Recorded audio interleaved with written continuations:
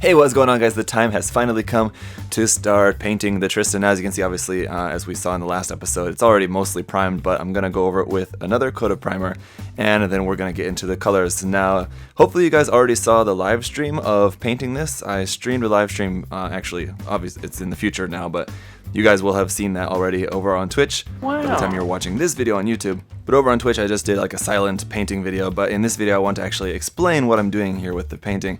And first off, that's going to be starting off with the primer. So for the primer for this, I'm actually using a mahogany primer.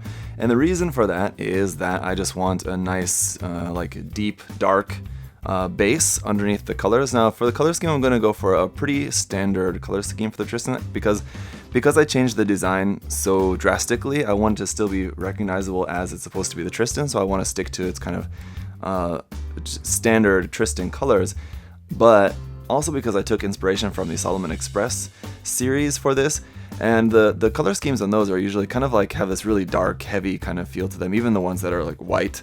And so that's what I wanted to do with this. I wanted to give that same sort of feel, similar to like what you would see from Solomon Express, but still sticking to the kind of regular standard color scheme for this guy. So one other quick thing that I will show you here, I did add a little bit more details. In the last video, I didn't really add all that much, and I was kind of mostly thinking like negative details, like scribing and things like that. I wasn't really thinking too much like positive details, adding plot plate and things like that to it. So basically what I did is I went around on the kit on a few places and like added little bits of plot plate for little bits of detail, like here on the shield, or like here on the shoulder armor, added a little bit, a couple little bits here and there, just for some added little detail on some of the parts there. So that is all done. Let us go over and let's take a look at some priming, and we'll get the primer sprayed on this, and then we'll move into the colors.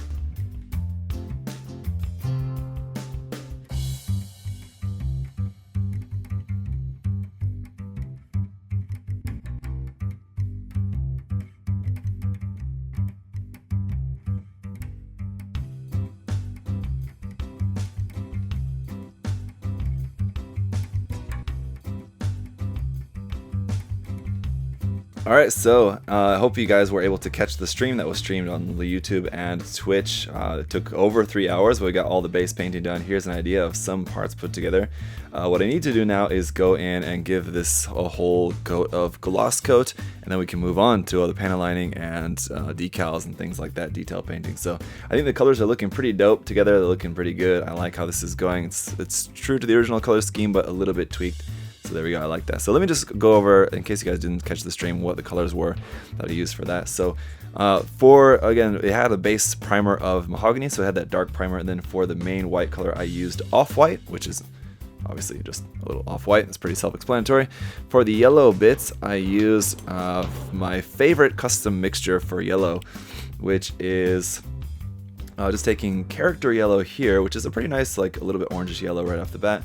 But then what you do is you mix in a little bit of fluorescent orange, and that really makes it like adds a little bit more orange to it and makes it really nice and bright. Now, spraying that over white is ideal, but because I had it over brown, I also added a little bit of white in there just to make it lighter, so that would help kind of make that bright instead of it being very dark over the mahogany base. So that was the problem for that. I should have thought ahead and done because I knew I wanted the yellow parts really bright, I shouldn't have done those in mahogany, but oh well, it worked out fine. And then for the red, what I did for the red was kind of very similar, except I made it even lighter. So I used character red, which is another one of my favorite colors of red, because it's a nice, not like super bright, but it's a good solid red color. Character red with a little bit of fluorescent red, and then also some white in that as well, just to make that very dull. So you can see the red is actually a really kind of light, dull, kind of almost pink there with the red color for that. So that's it. And then for the blue, I used some of this custom mix. Now this is I explained during the live stream that I basically keep a couple of these like larger, these are just spare bottles that you can get, just empty bottles that you can buy. And what I use these for is that like anytime I'm just using a color, and I have some left over in my cup, if it's like a custom mixed color that I can't just put back in the bottle, then I'll just put it into one of these cups. So like I have a blue one, a red one, a gray one, and things like that. So say like I custom mix a certain color of blue for some kit, and then I have some left over. I can't put it back in the same bottle because it's custom mixed. It will mix with the color that's meant there in the bottle. So I just pour it into here, and so this kind of like changes over time, and so it's just kind of whatever I have going in there at the moment I can use. And actually the color that I had in here of just the mix of just random different blue colors that I've used over time worked out pretty well to be pretty much the color that I had in mind for this, kind of a little bit dark blue for that, but not super bright. It has a nice dull tone to it, and so there you go. The colors ended up coming out pretty well. So I'm gonna go give this guy a coat of gloss coat, and then we can move on to some panel lining and detail painting. Alright, so everything's been gloss coated and I'm just working on some of the panel lining now. I'm actually using a combination of all of 3 different colors for the panel lining. For all of the white parts, I'm just using a gray. This is Tamiya panel line accent color gray, and I think if I remember correctly, I did add a couple of drops of black into this just to make it a little bit darker because it was just too light. And I like using this stuff because it's convenient, but I often feel like I usually have to go over the parts a couple times to get a good solid fill of paint in there. It's just kind of a little bit too thin. So that's a little bit annoying, but it is easier kind of in a way than mixing up my own panel line washes anyway. But for all of the red and yellow parts, which is really only a few of them, I'm using brown because brown just looks better on red and yellow parts. And then for all the gray parts and the blue parts, I'm using just regular black. So that's kind of the process right now. Just going to go through that, and just a lot of parts, so it's taking a little while.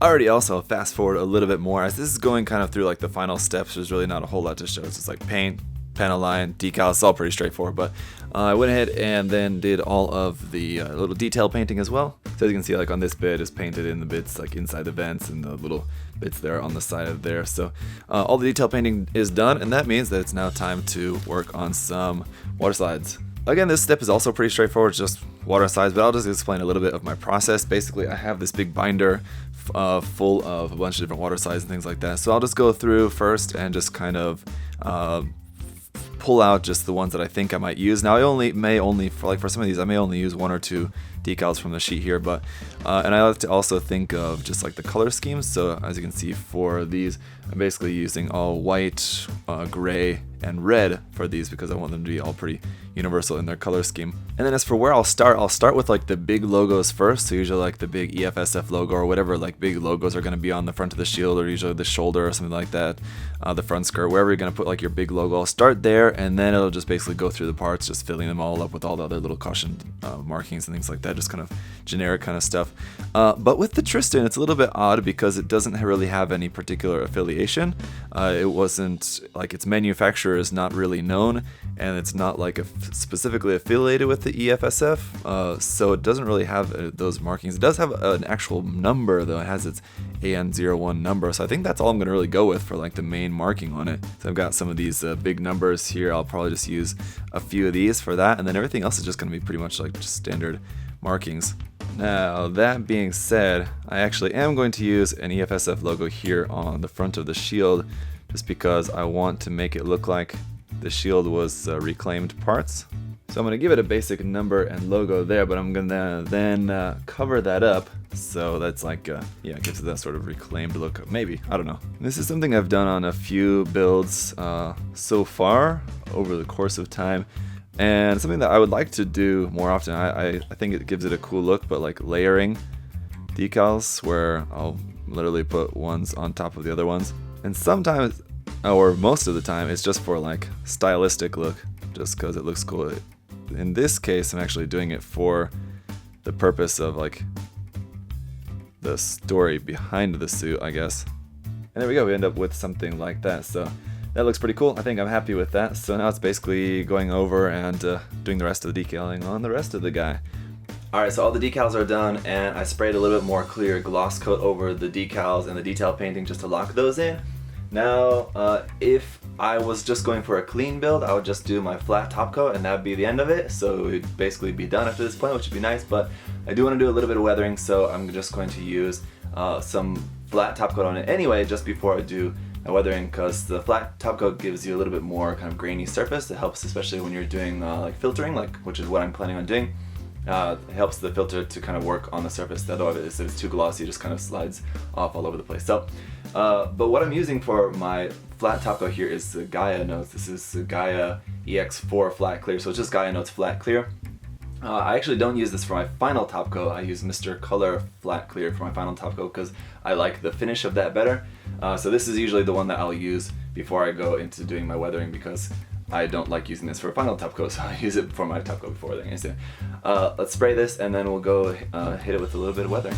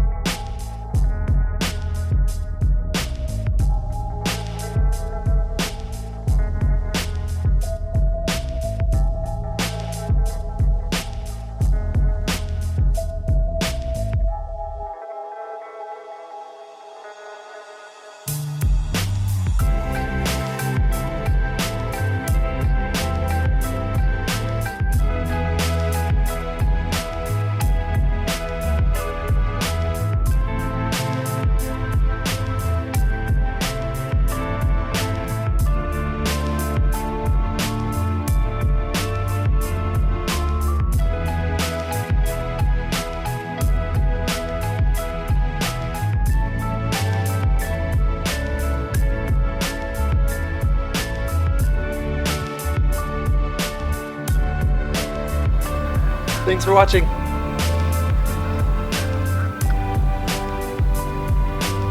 See you next time.